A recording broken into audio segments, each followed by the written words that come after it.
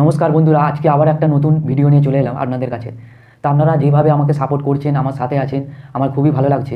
তো আমি প্রতিনিয়ত যে শারীরিক ও আর্থিক দিকে ভিডিও আপনাদের কাছে তুলে ধরছি, তো সেই দিক থেকে আপনারা প্রচুর সাপোর্ট করছেন। তো আপনাদের আশা করছি কিছু সমস্যার সমাধান করতে পারছি আপনাদের। ঠিক আছে, তো আজকে আবার একটা শারীরিক দিকে ভিডিও আনছি।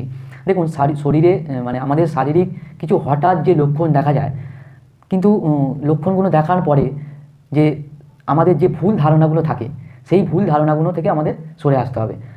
কী কারণে এই সমস্যা হচ্ছে, কী কারণে এই লক্ষণ দেখা দিল, সেটা আমাদের বুঝতে হবে। সেই না বুঝে আমরা সেটা ভুল ধারণা হিসাবে, তো সেরকমই আজকে কয়েকটা পয়েন্ট নিয়ে আপনাদের কাছে তুলে ধরবো। যে প্রথম যে পয়েন্টটা আপনাদের কাছে তুলে ধরবো সেটা হলো হিঁচকি। ঠিক আছে, আমাদের মানে আমরা অনেকেই যখনই হঠাৎ হিঁচকি ওঠে না, তখন দেখবেন কেউ বলে যে আমাকে কেউ মনে করছে হয়তো। ঠিক আছে, মানে এটা একদমই না যে কেউ মনে করছে যে হঠাৎ হিঁচকি উঠে গেলে যে আমাকে কেউ হয়তো মনে করছে, এটা একদমই না। অ্যাকচুয়ালি কারণটা হলো এইটো ডাইকমের সমস্যা। এটা মানে ডাইকম আমাদের ফুসফুসের নিচে এবং পাকস্থলীর মধ্যে যে একটা থাকে, সেই ডাইকমের একটি সমস্যা হয়। যদি আপনার শরীরে গ্যাস অ্যাসিড এর মাত্রা বৃদ্ধি পায়, ঠিক আছে, তখন বুক ও পেটের মাঝখানে থাকে আমাদের শ্বাস নিতে খুব অসুবিধার সমস্যা হয়। তো তখন ডাইকম সংকোচন ও প্রসারণ হওয়ার মানে ঠিক আছে, সংকোচন প্রসারণ করতে অসুবিধা হয়। তো সংকোচন তো হয়, কিন্তু প্রসারণ হতে সমস্যা হয়। তো সেই জন্যে হঠাৎ মানে হেঁচকি সমস্যা হয়। এইগুলো আমাদের ভুল ধারণা থাকে। ঠিক আছে, এর এর উপায় হলো একটাই, যে আপনাকে ঠান্ডা জল বা কিছুক্ষণ শ্বাস বন্ধ করে থাকলে অটোমেটিক ঠিক হয়ে যায়। এবার ২ নম্বর যেটা হলো, দেখুন অনেকে কি হয় যে দাঁত সাদা না হলে আমরা পুরোপুরি সুস্থ মনে করি না। নাহলে পুরো দাঁত সাদা থাকলে তবেই আমরা মনে করি সুস্থ। কারণ বা দাঁতে যদি একটু ছোপ পড়ে যায়, তাহলে মনে করি অসুস্থ। এটিও একটি ভুল ধারণা। ঠিক আছে, ক্যালসিয়ামযুক্ত মানে এতে কি হয় যে দাঁত যদি না সাদা হয়, অনেকেই বলে যে ক্যালসিয়ামযুক্ত পেস্ট ব্যবহার করার জন্য।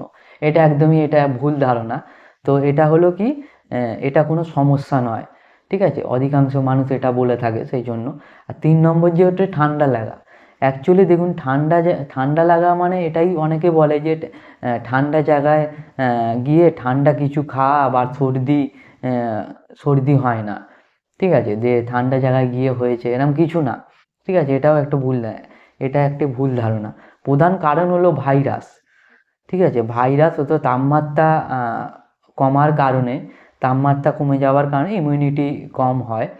সেক্ষেত্রে আমাদের ভিটামিন ডি কম হওয়ার কারণেও এটা ঠান্ডা লাগে। তো ৪ নম্বর যেটা যে ভুল ধারণাটা হলো, সেটা হলো চাল আর আলু। ঠিক আছে, বেশি খেলে দেখবেন ভাত আর মানে আলু বেশি খেলে ওজন বাড়ে, এটা একটা ভুল ধারণা। তা আলুতে ক্যালোরি সামান্য হয়, কিন্তু পটাশিয়াম বেশি থাকে, যেটা হার্টের জন্য ভালো। তো এটা কি হলো, ফাইবারের খুব ভালো খাদ্য আলুটা। ঠিক আছে, সিদ্ধ করে বা খাওয়া যাবে, কিন্তু ভাজা না খাওয়াটাই বেটার।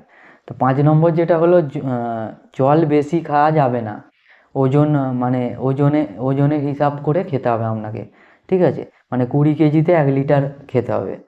ঠিক আছে, এটা মানে অনেকে বলে যে জল কম খাওয়া হচ্ছে, কিন্তু এটা ভুল ধারণা। জল বেশি খাওয়া ঠিক না। এর আগের একটা ভিডিওতে আমি বলেছিলাম আপনার। তো আরেকটা কি হয়, যে আরেকটা ভুল ধারণা, বেশি মিষ্টি খেলে নাকি সুগার হয়, ডায়াবেটিস। কারণ হলো একটাই, যখন অত্যধিক পরিমাণে মিষ্টি খাওয়ার কোনো এর সঙ্গে সম্পর্ক থাকে না।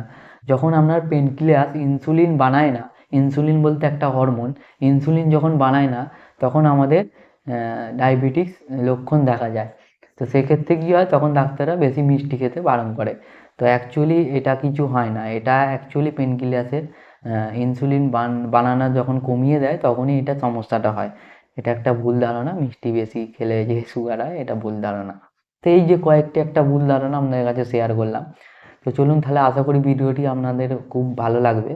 তো আবার দেখা হবে একটি পরবর্তী অন্য একটা ভিডিওতে। ততক্ষণে ভালো থাকবেন, সুস্থ থাকবেন, নিজের